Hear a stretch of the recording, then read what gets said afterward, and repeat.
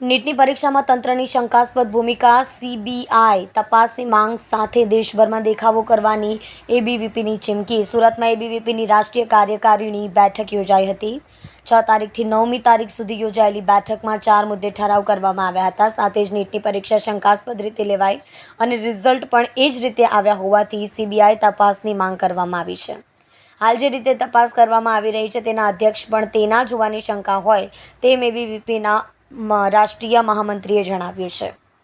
Press કોન્ફરન્સને સંબોધતા એબીવીપીના જ્ઞાનવલ્કલ્ય શુક્લએ જણાવ્યું હતું કે દેશમાં પ્રથમ વખત જ સુરતમાં રાષ્ટ્રીય કાર્યકારિણીની બેઠક યોજાઈ હતી. આ બેઠકમાં 4 અલગ અલગ મુદ્દાઓ પર વિગતે ચર્ચા કરવામાં આવી હતી. પેપર લીકને લઈને સરકાર યોગ્ય કામગીરી કરે, કાયદો બનાવે, યુનિવર્સિટીઓમાં વિકાસના જે અધૂરા કામો છે તે ઝડપથી પૂર્ણ કરે તેવા 4 ઠરાવો વિદ્યાર્થી હિતમાં રજૂ કર્યા હતા.